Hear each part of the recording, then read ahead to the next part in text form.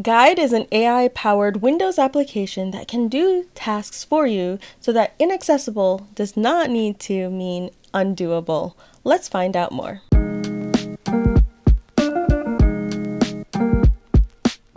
Hello everyone, this is Carrie on Accessibility, and welcome to another episode of the A11y Podcast where we deep dive into technology and accessibility.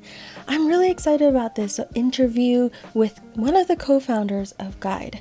There are so many AI tools out and released. I've spoken about them many times in many different videos all through the channel, but today we're going to be talking about the next step of AI, which is not only being able to describe images and being able to read text, but with Guide and similar applications, we'll now be able to perform different tasks. So you can have it use the mouse, use the keyboard, and interact with things that are otherwise not accessible. As always on this podcast, please remember that this is not a recommendation or an endorsement, and this is certainly not sponsored by Guide. However, this show and the channel is brought to you by the amazing CoA members. If you want to support the channel and the work that I do, please consider becoming a YouTube or Patreon member, and you can check out the links below if you want to learn more about the different perks like getting exclusive videos. Now let's go ahead and roll the interview, and as always, I will meet you all on the other side with some of my thoughts. Thank you so much for joining me today. I'm really excited about this episode. Could you go ahead and introduce yourself? Sure, and thanks for having me, Carrie. So I'm Andrew. I'm the co-founder of Guide, which is a Windows app that is aiming to help navigate inaccessible software for people with visual impairments or blindness. Tell us a little bit more about Guide. How does it work? Sure, yeah, let's talk about how it works. So right now, basically, from the user's perspective, like you download the app, you install it on Windows, it runs like any other Windows program. And then once you're in the app, it's a chat interface. So you can pull it up with a keyboard shortcut if you're facing some roadblock. So let's say you're on a website with a inaccessible media player. You can ask Guide to help click the play button and make sure it's unmuted so the video can play. Or another one was from one of our community members wanted to be able to use some guitar amp software that is inaccessible, and the developer, is small and probably isn't prioritizing accessibility. So it's just another example. So after you type in your message, then Guide explains out loud what it's doing and interacts with the software. So it simulates mouse clicks and keyboard entries. But once it's going, the user can pause or stop Guide at any time with a simple shortcut. Do you use this with a screen reader? Does it replace a screen reader? Tell us a little bit about that. It does definitely not replace a screen reader. You use it with a screen reader. So screen readers are your core navigation tool, like your car that you're using to get around and keeps you in control. And Guide right now is there for the roadblocks, for software that just doesn't have accessibility in mind or is difficult to navigate. We do have an experimental integration with NVDA where Guide's responses can be read using NVDA's voice instead of our built-in voices, though it's a little experimental right now and still improving. But maybe there is a future where there's something in the middle that combines the best of both worlds. Like imagine the screen reader had some context of what you were trying to accomplish and could help sort of, target the navigation to that. So you can have a screen reader and use this a little bit similarly to something like Be My Eyes, which is also, they have a Windows app that can, take a screenshot kind of chatbot. But you're saying the difference is that it can actually take action. It can actually click on stuff and type things in. Is that right? Yeah, exactly. Okay. Now, how do you interact with it? Is it all through text? Can you control it by voice? So the main interaction right now is text, right? So and then so a few keyboard shortcuts just for pulling it up, for stopping it if you want it to sort of if it's going down a wrong path or something. But yeah, you've got to use your keyboard and then you've got to type messages to it. In the future, we think it'd be really cool to have voice, and we think it would help even make the software more accessible as well. Like if you could just Mm. um, have a keyboard shortcut that you could press and hold while you are able to talk to it. That could open up a whole other world of like switches that are plugged into um, computers and maybe expanded even beyond the people with visual impairments. Yes, that's what I was thinking for people that maybe use voice access or use other types of alternative navigation methods. It could be potentially super helpful. Tell us a little bit of how does it work in the back end? So how does all this technology work? I know it's using AI, but Yeah, walk us through the process of that. sure. So let's start from you bring Guide up and you type in a message and then you press enter, right? So at that point, Guide takes a screenshot of your screen. It sends it to the AI for interpretation and gets back some mouse and keyboard events that sort of, and then it sort of keeps running in a loop until thinks it's done, right? So it'll try something, take another screenshot, send that to the AI for interpretation, and then when it thinks it's done what you've asked for, it'll sort of complete that loop. And the main AI service that we're using is Claude from Anthropic. We think right now it's the highest quality available for the purposes that Guide has. Mm, really? So Claude, that's really interesting to me. I've heard, Chat GPT and Gemini. Google's using Gemini for talkback and the screen reader on Android for descriptions, etc. Why Claude? What makes it better? Yeah, so I think they were the first to come out with like specific tooling for the keyboard and the mouse Okay. interaction. And so we think they're currently the best suited for this type of app where it's running it's running locally on your Windows computer, and we've seen that like this has the best experience right now. Fantastic. So how is it sending all this information up to the cloud for processing and then sending it back to the computer? How does that work? Is it sending the screenshot? I think a lot of people are um, concerned about maybe privacy of what's on their screen. Totally. Yeah. So let's talk about privacy and how we're handling it from that perspective. So people say, oh, it's taking screenshots of my screen. And, we've even got the question, is it recording or that sort of thing? No, definitely not recording any video at all. And so today, right, screenshots are only captured after you've explicitly requested Guide's help. So first of all, um, there's no other time where it would be capturing, and it cannot access any file or anything like that beyond what's visible on your screen at the time you're interacting with it.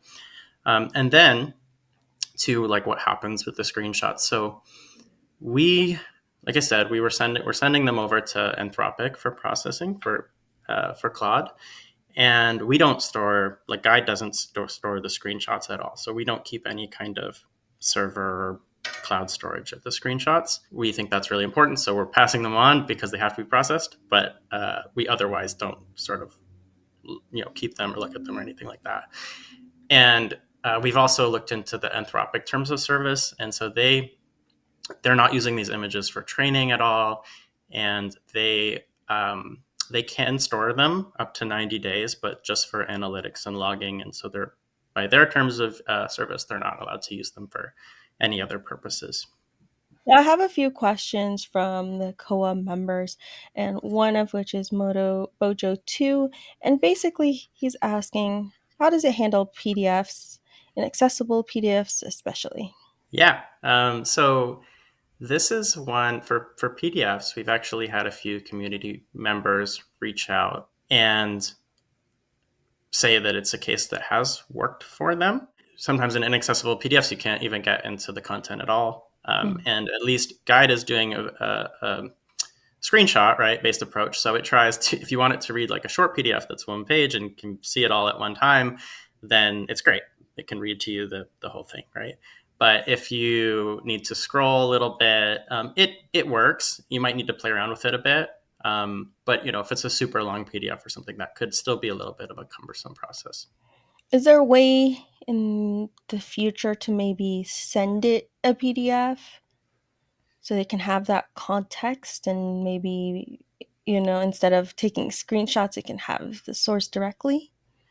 Yeah, I mean that's a really interesting idea for sure. I hadn't even thought of that until now, but certainly there isn't like a reason why that we couldn't support that. Mm.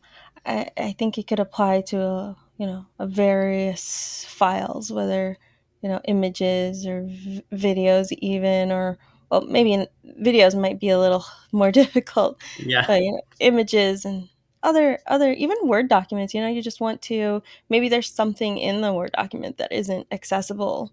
I've used Guide. I've tried it. And one thing that I've noticed myself is that it does have some trouble scrolling. yeah. And in a way, I wish I could have it capture more of the context. And I'm not sure how that would work. Particularly, there's like a trade-off, right? With more information, is less privacy, etc. But sometimes I'm just like, okay, just can you just look at this whole website and tell me what I need to know, or instead of just taking screenshot after screenshot. And sometimes it scrolls a little too much or not enough. So that's something that I've experienced myself. I completely get that and agree. I think it was one of the trade-offs that we chose to make was to make it a Windows app, right? Mm.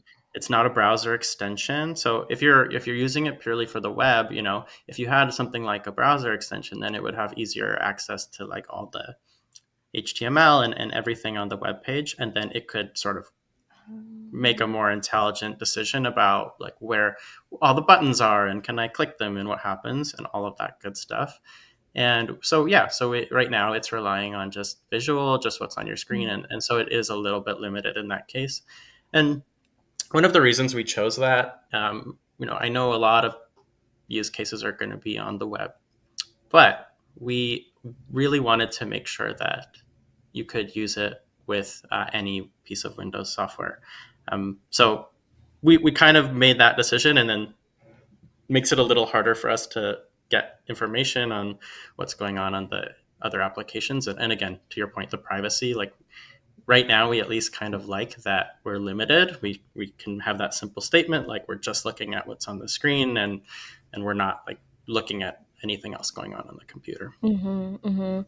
See, I understand that. I wish there was just a way for users to also choose if they want to give more, in case of there's something that's really a big roadblock that Guide just through screenshots may not be able to handle. But I do really like that it can help with other apps. So, for example, I tried it with Steam, which is a gaming platform that's a Windows app. It's very incredibly inaccessible with a screen reader, and I had some success like navigating around and having Guide do that. So that was pretty exciting. Which also leads me to another question from members. Allison asks, basically, would he be able to assist with games? And she also specifically calls out Minecraft or World of Warcraft as a few examples. Oh, interesting. That's cool. That's a really cool question. Um, we haven't really thought about the gaming use case too much yet, to be honest. So getting lots of good ideas from this podcast already, which is fantastic. So I think if it's a game, it's pretty slow, right? And so I think it really depends, like how inaccessible is the game, how much does it require you to make a really quick movement or action or that kind of thing, because guide takes its Carrie, as I'm sure you've seen, guide can take its Mm-hmm. time a little bit, take a few screenshots, click a few places, and then it takes, the whole process does take a little bit of time. So I haven't tried it yet for gaming. I think that's a really cool use case that we can start looking into more. Also, I haven't played Minecraft or World of Warcraft, at least in many years. So I'm not totally, sure all the like right interactions there. Mm-hmm. See, all I want is what I've been looking for gaming is just something to read the dialogue, and I would wish that I could have like a kind of canned request, right, and have that assigned to a keyboard shortcut and be like this specific command, and send that to guide. It takes a screenshot, like I don't have to type it out. Um, Read the dialogue in the game, and that's it, and then just that would be really really neat. Yeah. That's really cool feature. In fact, like this morning, we actually got another request. Today, there is in guide, there's both this just send a normal message button, and then there's this just screenshot plus describe what's on the screen button. Mm-hmm. And we got a request this morning from a community member about, hey, can that screenshot button also be a keyboard shortcut when guide's not open, which we don't have today. So, Yeah. already thinking about adding that. And then to your questions now making me think, like, what other presets could we have, or could we just let someone configure a preset? Like maybe yours is, I want to see dialogues within games, and then you just have that as a preset ready to go, and you can assign it to a key or something yourself, because maybe we're never going to be able to know all the different I use think cases that someone so. could have. So, like, one thing that I can imagine is, if somebody is working with numbers or something like customer service or stocks, etc., and you just want a specific piece of information with a screen reader, you have to navigate all of that. It's not always announced, it's not always really easy to just quickly access. It's there somewhere. Um, And if you could just have that specific command for your specific use case and like create that and have it assigned to a shortcut, that would be really cool. Yeah. That is, yeah, that's a great idea. Another question from a member. This is the last member question for today. Mhm. Jim Denham wants to know, and so does Moto Bojo too.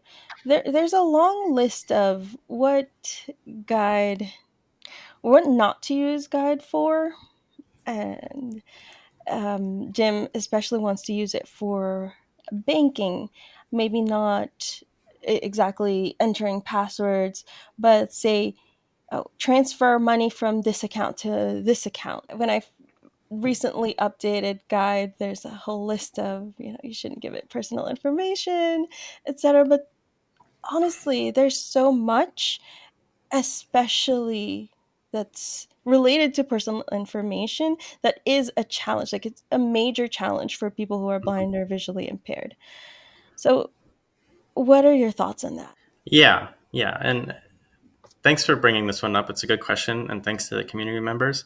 So part of it is this technology is really new, right? And so I think sometimes when technology is new, we want to be like, we want to have an abundance of caution, Mhm. because if somebody ended up having a bad experience, or someone, let's say you want to send a bank transfer that of like $100 somewhere, right?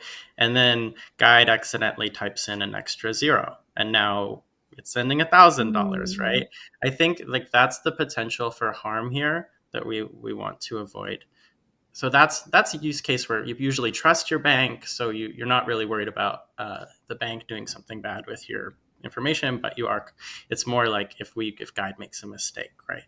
Mm. And then so the second thing is, if you're using it with software you don't trust. That wasn't really in your question, so maybe that's not one that people are too concerned about. But that's another one where we wouldn't want like any software that you don't trust that has bad intentions to be able to, like, let's like imagine that it puts some text on the screen that's not readable from the screen reader, but then guide sees it and then interprets it in some way. So that's another issue. And then lastly, I'll say part of this is we also, because we are relying on the anthropic interpretation, we have to work within the limits of their terms of use for these tools as well. And so some of these restrictions are also what they recommend that we're kind of following. Yes, I understand. Hmm. Those are very valid points, though. I still, as Yeah. many community members would probably agree, it's frustrating because it's like AI can be so helpful in these ways. We just really want it to do a lot more than maybe it's capable or safe to do at the moment. Yeah. Yeah, Right. hopefully it improves. So, what does Guide work best with so far? So, So maybe some of the a few more examples of what you've heard or what you've seen and witnessed. Yeah. So, like I said, it's not just as a general thing, it's not the best for um, long, complicated workflows. If you open it up and say, Guide, I want you to open this website and go to this thing and do this all in one command, it usually kind of falls over or makes a wrong decision somewhere in there. So, Mm, we're seeing it again more like targeted use cases when you hit a roadblock. And so you asked for more specifics. So let me give you a couple. So one, definitely someone was having issues with like the Reddit media player and seeing like unlabeled buttons and that kind of thing. And that guide was able to help like unmute it and play a video. Um, Another is PDFs, just reading inaccessible PDFs. Someone just sent one that was like a assignment from their friend's kid or something like that, and they were sent a PDF to help with it, and it was totally non-readable. So a guide was able to help that.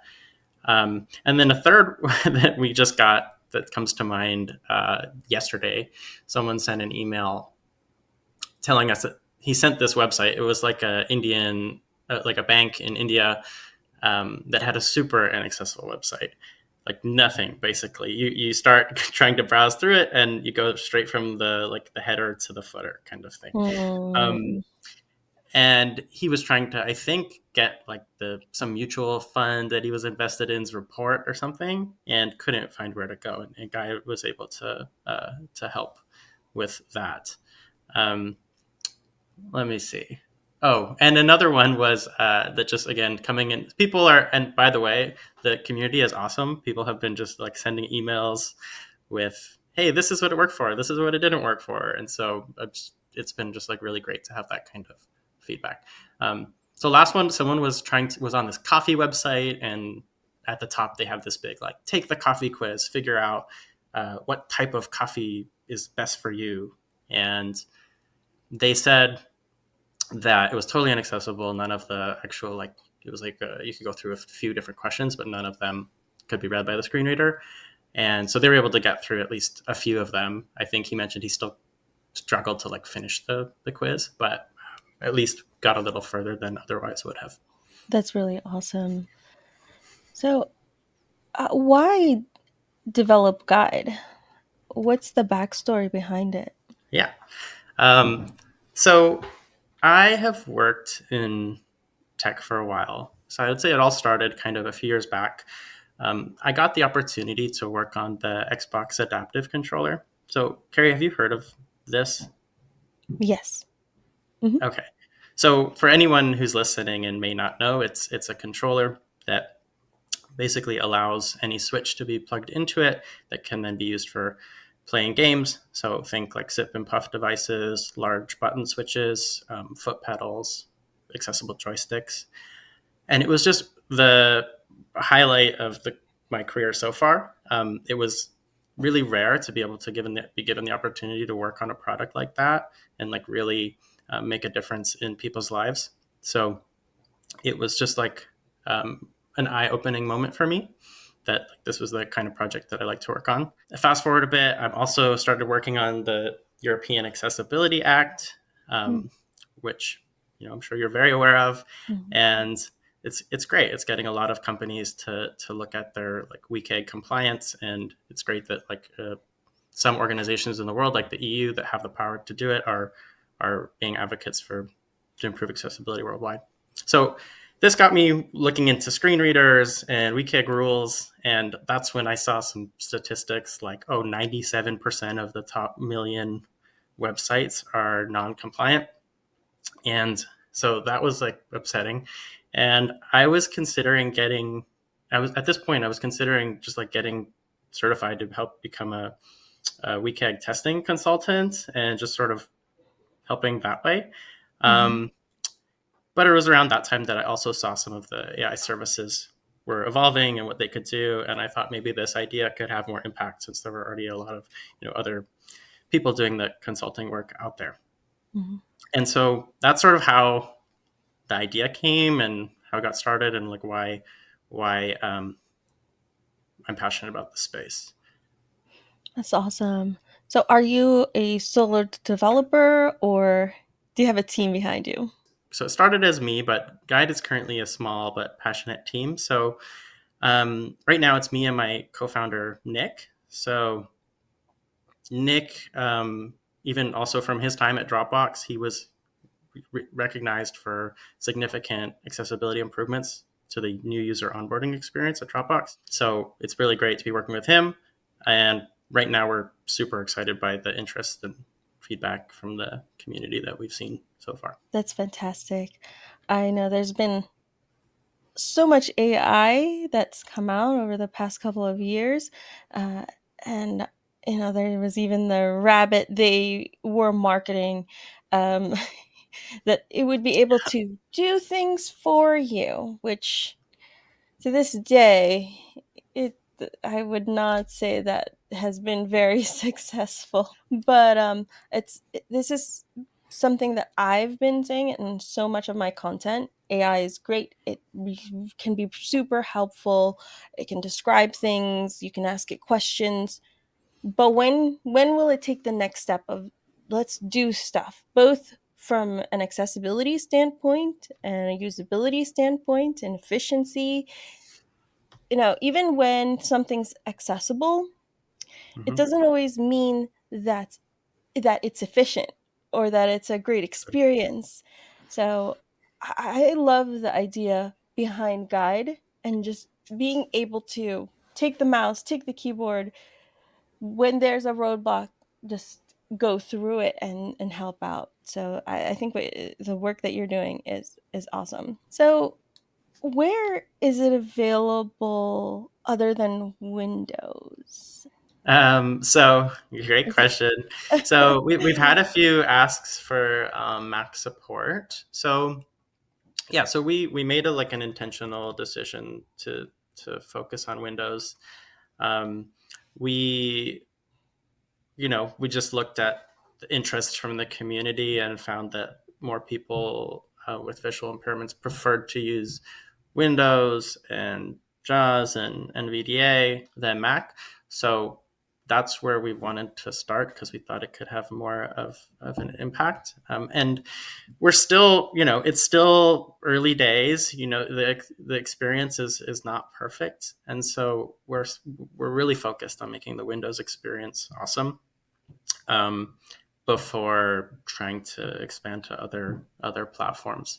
I think right now we're even like, let's say Windows is great. I think the next step would be Mac. I think like mobile devices, the like phones, the operating system is doing a bit of a better job, and it's a little bit and it's a little more locked down in terms of like what you can Mm, do as a third party developer as well. yeah. But who knows what's going to happen in the future if VR becomes super popular and there's issues there. I don't know. But certainly short term we're focused on Windows. So is it available now? Can people try it out? And how much is it? So from our website there's now a wait list you can join, and we are slowly letting people having access. Part of the reason we're going slowly is just that we we usually get a lot of feedback because the community and the people that are interested in Guide are really awesome and sending us a lot of input. And like in order to be able to be responsive on that and take it into account and fix issues, we want to be a little bit responsible on the rollout. As for the price, right now it's offering an introductory price of $8 a month after a 7-day free trial. So, you know, you have 7 days to use it. If you're not finding it helpful for your use cases, you can cancel at any time right from the app. We're still finalizing what pricing looks like after that, but the goal is to remain accessible for users and sustainable. So that leads us to our next question. And this is something that I ask in every episode to everybody that comes onto the show.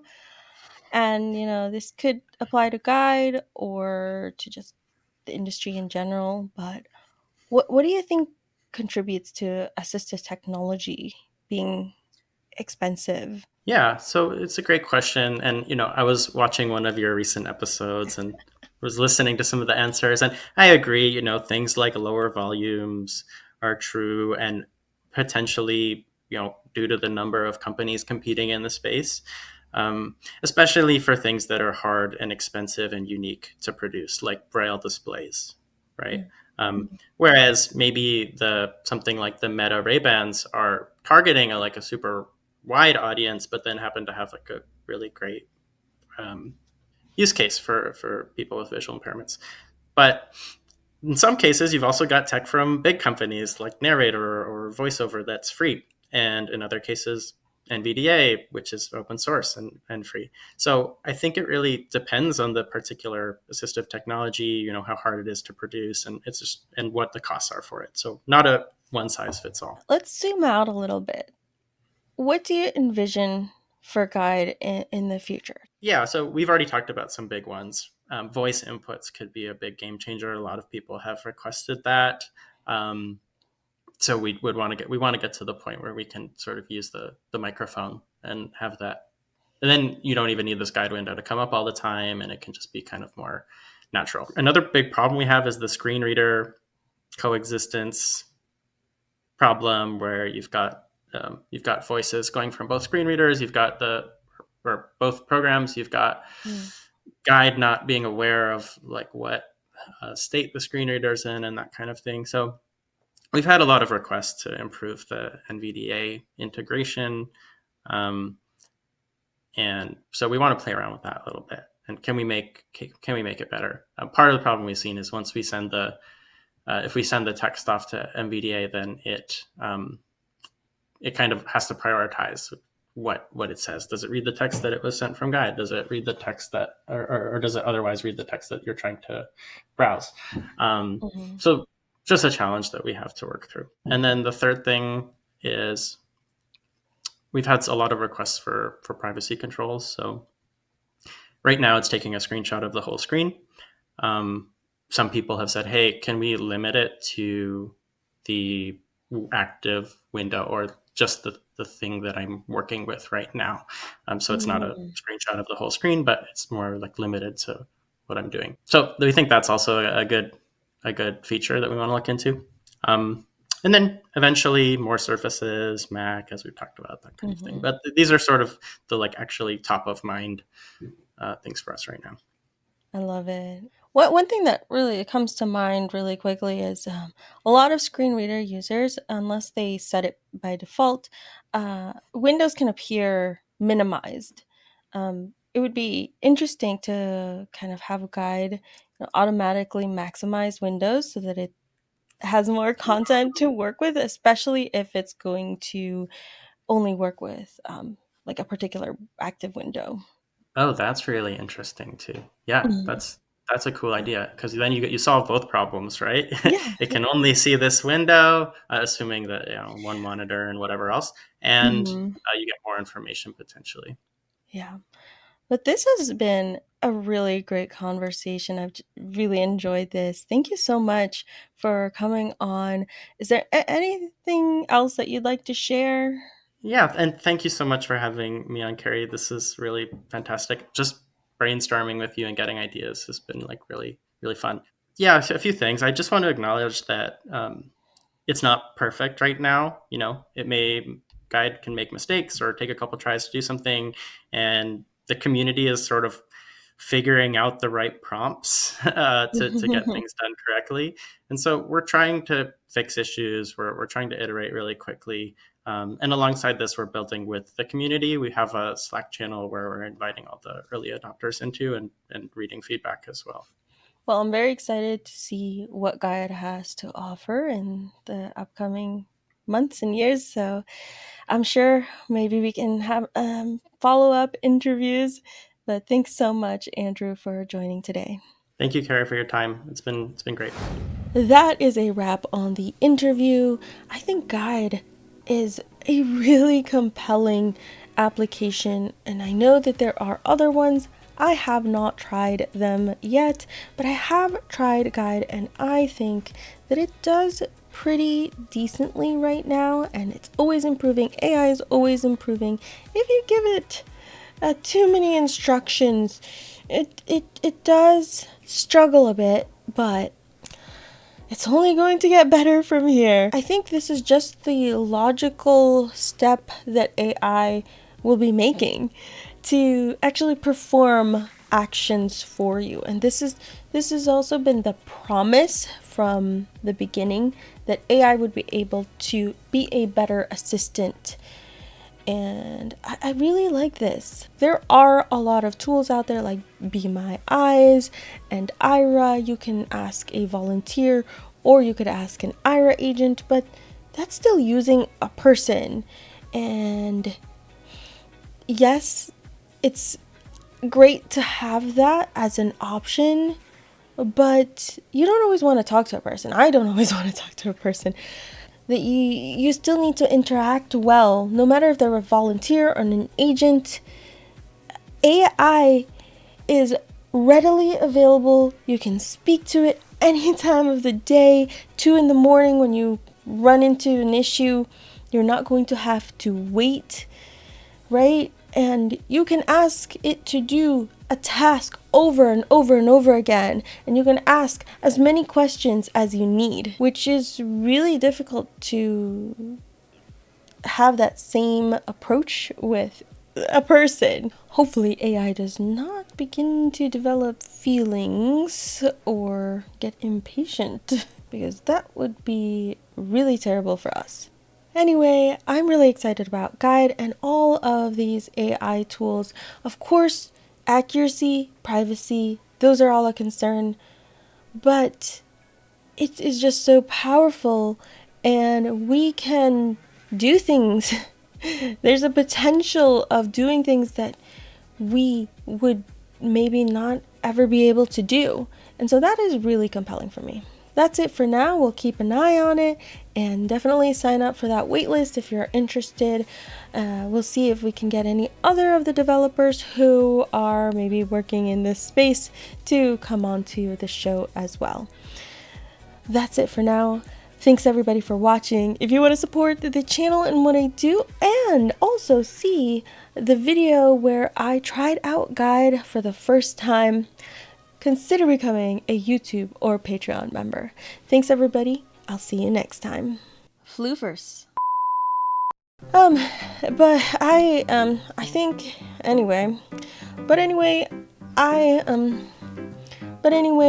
that's it for I don't like that.